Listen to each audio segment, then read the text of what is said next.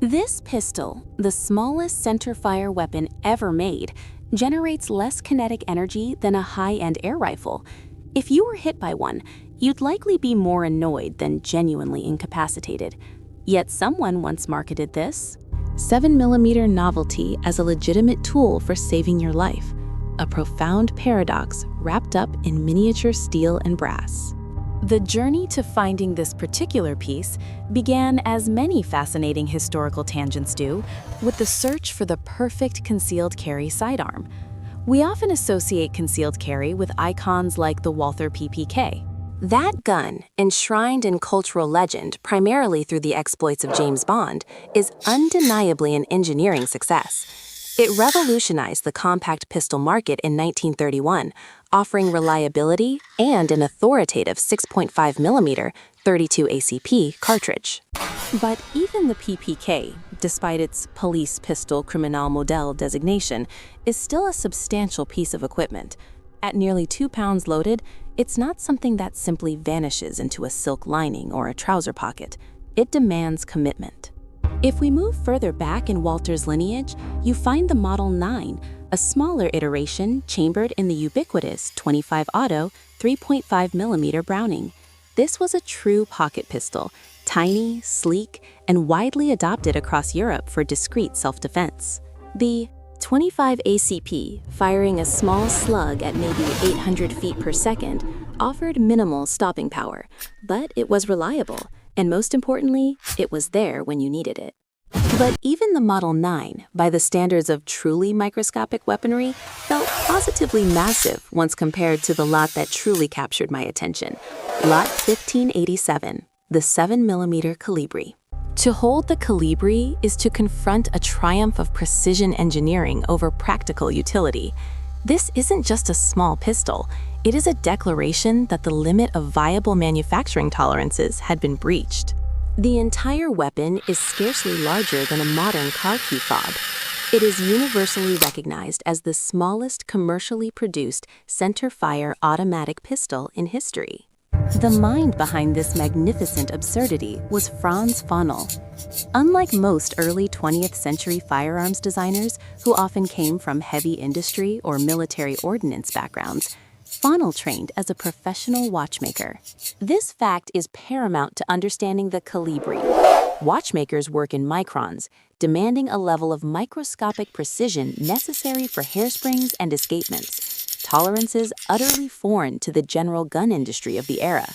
This background allowed him to execute a design that demanded parts thinner than a fingernail and mechanisms that cycled with the delicacy of a clock chime. Pfannl developed several miniature auto pistols, starting with the 7mm Kolibri, then moving slightly larger to 3mm, and eventually scaling up to 25mm, a caliber Pfannl likely considered large compared to his initial fixation on the microscopic. Let's dissect the mechanism. Despite its infinitesimal scale, the Calibri is a completely conventional, semi-automatic, straight blowback pistol. It operates exactly like its full-sized brethren, a remarkable feat given the constraints. When you examine the piece, you realize the operational physics are identical. The slide, the barrel, the recoil spring, and the magazine well are all present and functional. The complexity is immediately apparent when you try to manipulate the controls. The magazine catch, which releases the detachable box magazine, is a minuscule lever that must be pulled down with the utmost care. Once engaged, the magazine, which might hold maybe 7 grains of powder across all its contents, slides out. Loading it is an exercise in patience and fine motor skills.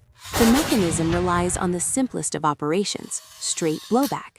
When fired, the low pressure generated by the 7mm cartridges is just enough to push the slide straight back against the force of the recoil spring.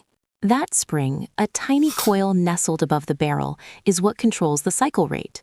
When the slide is retracted, the minuscule spent casing is ejected through the port, and the hammer or firing pin, indicated by the protruding cocking piece, is set. One detail that screams early 20th century civilian carry is the complete absence of a trigger guard. By modern safety standards, this is a glaring omission. But on a gun so small, designed to be quickly retrieved from a waistcoat pocket or a lady's purse, the designer prioritized size and rapid deployment over comprehensive safety mechanisms. The user was expected to exercise caution, a luxury often forgotten in high-stress scenarios. Now, we must address the ammunition, the true heart of the Calibri paradox. The 7mm Kolibri cartridge is historically significant as the smallest centerfire cartridge ever mass-produced. When you look at the base of the cartridge, you can distinctly see a primer, a true centerfire primer, confirming its classification as a legitimate firearm round, not merely a rimfire novelty or a cap gun.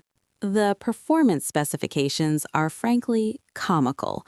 This cartridge features a projectile weighing a mere 3 grains. To put that in perspective, the standard 9mm parabellum projectile weighs around 115 grains, a ratio of nearly 40-to-1. When launched, this 3-grain sliver achieved a muzzle velocity of approximately 650 feet per second.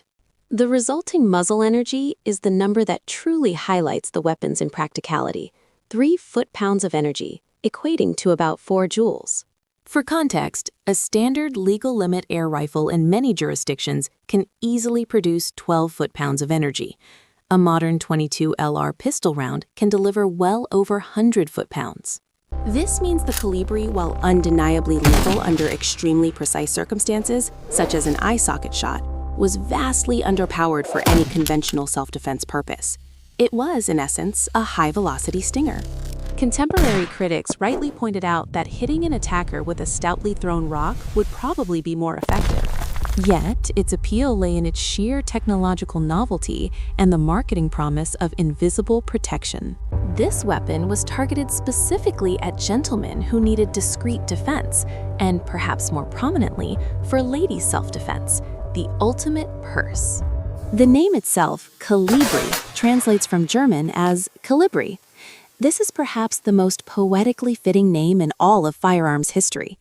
The pistol is lightweight, delicate, and capable of firing a fast, almost invisible projectile. Fully loaded with its recommended 5 rounds, while the magazine has witness marks for 7, reliability drops drastically past 5 or 6. The entire apparatus weighs a mere 7 ounces. The grip panels are another signature element, typically marked with the distinctive intertwined initials FP for Franz Pfannl, reinforcing the identity of the inventor.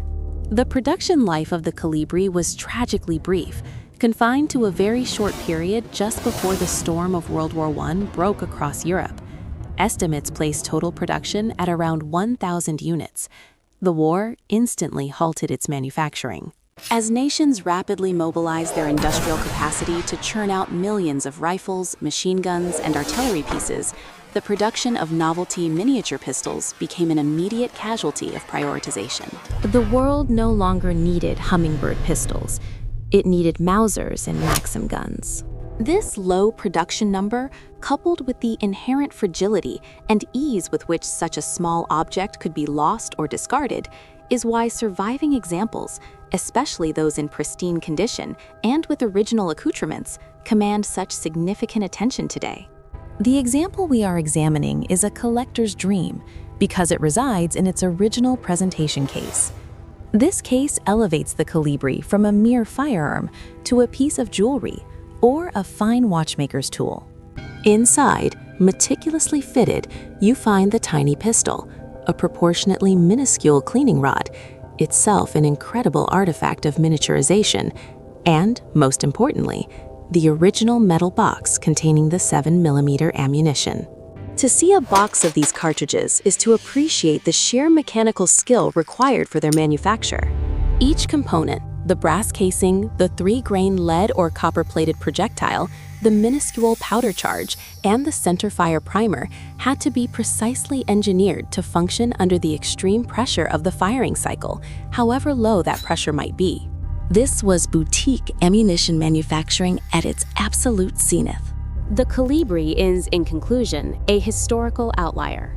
It is a testament to the obsession with miniaturization and technological novelty that defined the Belle Epoque era, a period when inventors believed that any problem, even that of personal defense, could be solved through increasingly refined mechanical precision. It wasn't designed to win a gunfight. It was designed to prove it could be done.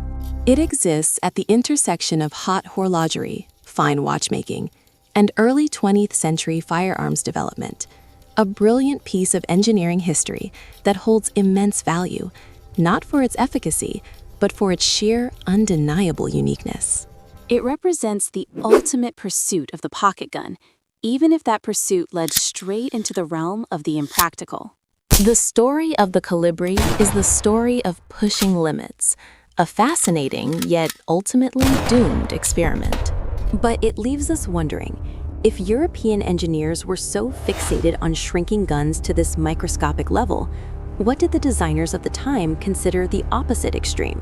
What were the largest, most absurdly powerful, and barely shoulderable pistols they were simultaneously developing, often right across the factory floor? That, specifically, is what we will explore next time. We're moving from the elegance of the hummingbird to the sheer brutality of a cannon disguised as a pistol, a weapon so powerful it required a wooden stock and a harness just to keep the shooter from being hurled backwards. Stay tuned, because you won't believe the size of the brass coming out of that one.